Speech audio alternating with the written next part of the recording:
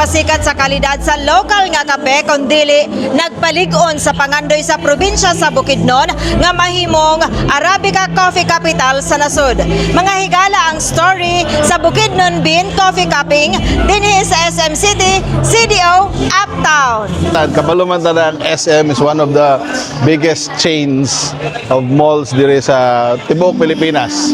But we are glad and we are very appreciative of SM karon diri sa CDO because they gave us the opportunity na ma-showcase ang Bukidnon Bean or our Bukidnon coffees. Gipalig-on sa Provincial Government of Bukidnon o sa DTI Bukidnon ang koneksyon tali sa mga konsumidor o coffee producers pinaagi sa gipasiugdahang kalihukan sa Coffee and Chill sa SM City, CDO Uptown, Hulyo 26, 2026 sa Masterson Avenue, Carmen, Cagayan de Oro City. Pinaagi sa public coffee cupping, mas lawom nga napasabot ngadto sa mga konsumidor ang pamaagi sa pagtimbang sa kalidad sa kape sa ingon hingpit nila nga madayig ang lami ug benepisyo niini. Ang maong kalihukan gipasayon sa Finca de Garces sa pakigtimbayayong sa Bukidnon Coffee Tribe diin gisulayan ang kalidad sa 20 ka mga coffee brands gikan sa Bukidnon Bean. I am very excited to present to you 20 very beautiful coffees this afternoon coming from all over Bukidnon.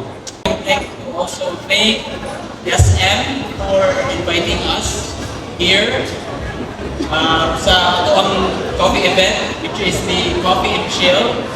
And thank you so much also to our ever supportive and ever active Governor O'Neil Roque, and to the province of Bukidnon. Kini usa ka experiential marketing activity nga nagtudlo sa publiko o sa konsumidor sa kahibalo sa specialty coffee ug nagpalawom sa ilang pagsabot sa bili sa lokal nga produksyon. Mga kape sa Bukidnon, so lahi-lahi ang gikap karon and then lahi-lahi pud nga varieties. Lahi-lahi pud nga mga flavors ang tilawan diri. So interesting kayo siya kay dili jud siya same sa uban na kape pod. Very much thankful for the SM for their collaboration that we are able to showcase the different coffee products of Bukidnon. More or less, we have more than 30 products already of the coffee.